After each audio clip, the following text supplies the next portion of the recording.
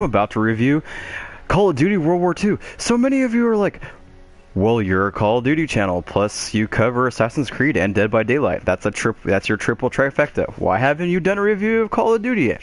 It's because there's so much stuff that came out this January, DLC-wise, that I had to cover that first. So here we go. So Call of Duty is a tale as old as time. Every year we get a Call of Duty, and every year it's a hit or miss. You know, you still play it if you're a true fan. You may not like this year's or last year's or whatever, but you still buy it because you're a Call of Duty fan. So the problem was with last year's Call of Duty is we got 3 years, straight 3 years of future Call of Duty stuff. The boost jumps, the wall runnings, you know, all that futuristic crap. Which, I love future gameplay, I like future stuff, so does other people. But when you get the same thing constantly, it gets a little repetitive and boring. That's why people kept saying it was just an expansion, the next expansion. You know, Black Ops 3 was an expansion to Advanced Warfare, Infinite Warfare, an expansion, multiplayer-wise. So here we have boots on the ground finally, Call of Duty World War II. And it returns to the roots of Call of Duty. Call of Duty originally started out as a World War II game. It had 3 games in it, and then we got retransferred to Modern Warfare, and they switched things up, which is, Modern Warfare is a great series, but we're talking about Call of Duty World War II right now. So Call of Duty World War II comes out, we got boots on the ground. The new people to Call of Duty are complaining about it because they can't wall run anymore, they can't slide anymore. But now it takes actual skill. You're not shooting a laser that doesn't reload, you know, by the way, just spray, like literally not a different translation of spray and pay of the laser, and you're melting people's faces off. Okay, that's fine and all, but that doesn't take any skill. You're just like, okay. Call of Duty, World War II takes skill. Now you have to, instead of being able to be a jackass and run on the wall, you know, jump backwards on boost wise, now you're stuck on the ground. And it's difficult for some people that play 3 years of jumping up and down. I admit it, I had problems with it a little bit because I haven't played a boots on the ground game. I did for a while, since the very beginning. I did play the remastered. I love the remastered, but for nostalgic reasons, it quickly ran out. Like, I'm like, okay, I'm bored with this nostalgic wise. I don't want to play this anymore. It was fun while it lasted. I love the remaster, but you know, Infinite Warfare, jumping, running, sliding, wall running, all the space age stuff. So this, you know, the challenge is, without that, you're back to this new set. We have divisions. Divisions on here are great. They're like the class systems and stuff like that.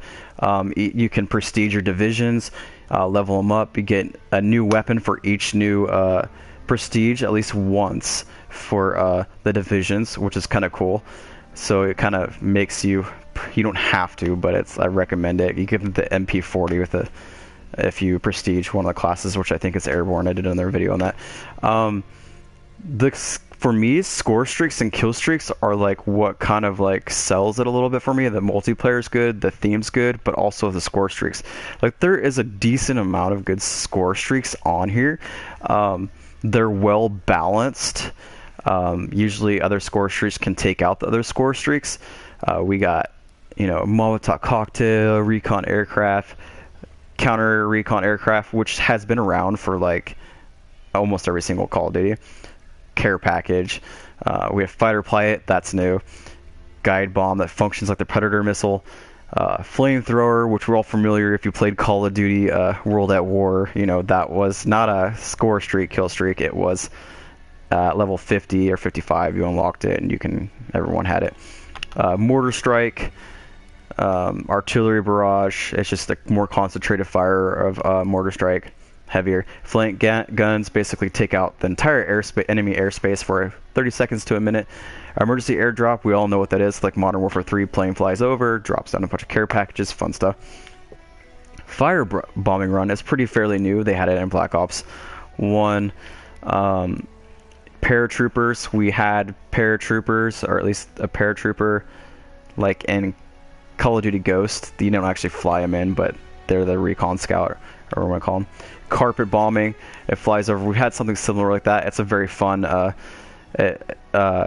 score streak. It flies over 3 times and bombs the crap out of the map. And then we have ball turret gunner, which functions very similar to the AC-130, which is kind of fun to play with. So like there's a few new ones, like the Molotov cocktail, that's new. Fighter pilot's new, and mortar and is pretty much new. Flank guns is new. It just has a great set of score streaks. And then we go to, to our divisions real quick. We have infantry, airborne, armored, mountain, expeditionary, and resistance. Resistance is the newest one they added. That was for free. So infantry basically is your assault rifles, airborne is submachine guns, armored's your heavy machine gun class, mountain is your sniper class, and expeditionary shotguns. And then each of them have their own perks and all that fun stuff. So then we have the campaign. The campaign is great. It'll run you like 6 to 10 hours, depending on how much time you play and how exactly do you play. Do you want to try to find little hidden secrets? They are little collectibles in the game. Then there's, of course, Nazi zombies. Everyone loves Nazi zombies. There has been a fatigue, though, in the series for Nazi zombies, but they reinvent it. They're more horror-like. Infinite Warfare zombies were like terrible. Advanced Warfare zombies were terrible. This is more horror and grittier and scary and stuff like that. You're like, oh shit, they're actually challenging and scary, not some corny ass thing in there. So that's there. They got the perfect multiplayer. You got the perfect Nazi zombies package. You have the perfect campaign. There had some problems, when the hub first came out, but they fixed those in patches. The hub's real fun to be in, to talk to their players, to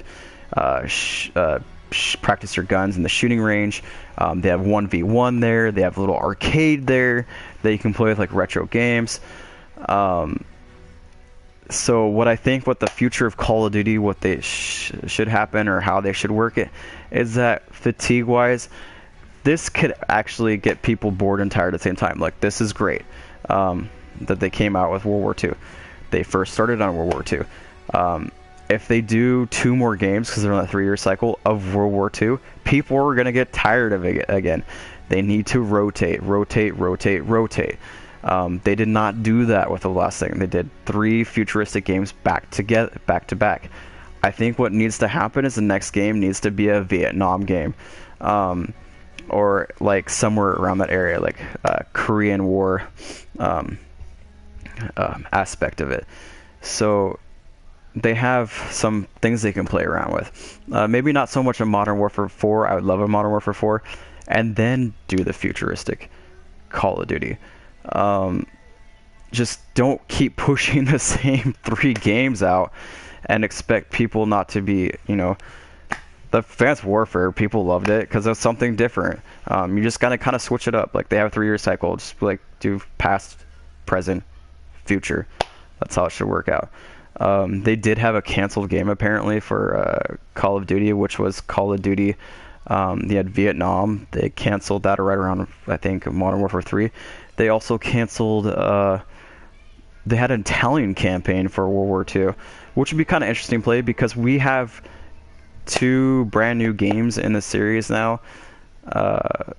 In 2003 or 2005 or where it was, we have, World at War, which was the Pacific Theater, which is cool because that changed things too. Because what happened with you don't see a lot of World War II games now, because what happened with this future content stuff. What happened is in the 90s and early 2000s, every single FPS game that was coming out was World War II. World War II everything. You had Medal of Honor, you had Battlefront, Battlefield, all these games. There's a couple other games out there, but everything was like, that was pushed out. That was FPS was World War II. Granted, they're fun, but you keep pushing out the same stuff, it's gonna get boring, and you run out of ideas, and it's repetitive, and you're still playing the same thing over and over again. Call of Duty has reinvented itself, and if you have not played this game, I recommend you playing Call of Duty World War II. If you don't already have it, buy it. It is fun. It has reinvented itself, and hopefully they don't fatigue themselves again, and then people get tired of World War II games again. Like, we have Battlefield 2 or Battlefield 1, that's like a World War II-ish or World War game that came out. So there's a couple things out there, and then we have Wolfenstein. Everyone's on that hype train for World War II games. Let's get a few more out there. Let's not kind of sink the series, at least for Call of Duty. Let's rotate that stuff in, and let's not get fatigued, because eventually I think they will go back to to future content. Just hopefully not anytime soon. It was good for where it was, but then it got old really fast. As far as this, I give this game a 9 out of 10. I don't typically give games perfect 10 out of 10. I wouldn't describe a Call of Duty a 10 out of 10. I do like FPS games, but it's just, I prefer the story. The story would have been a 10 out of 10 if they did a little different theater of the World War II. Many people say there's not a lot of things you can do for World War II, but there's actually a ton of. Besides the Pacific, you have, the Western Front, you have the Eastern Front, which is, was it the Russian stuff, and they have a little bit of that in there. There's also, you could do the Italian campaign. They had the canceled game wise. They have the Africa campaign. There was a ton of campaigns, and let's remind everyone that World War II covered the entire world just about. So almost every country was involved. There's a ton to do that they could cover later on, but please don't oversaturate it again with World War II games. But if you did love World at War, you'll love this game. It's a lot better than that. Like I said, do yourself a gamer a favor. Pick this up, play it. It's fun. Expand the community. We have all the Christmas noobs and stuff like that. Some people are leveling up. They have a lot of fun free events right now. Thank you for watching. This is Ravens Bloodlust. Don't forget to like and subscribe on my YouTube channel, and check me out on Twitch.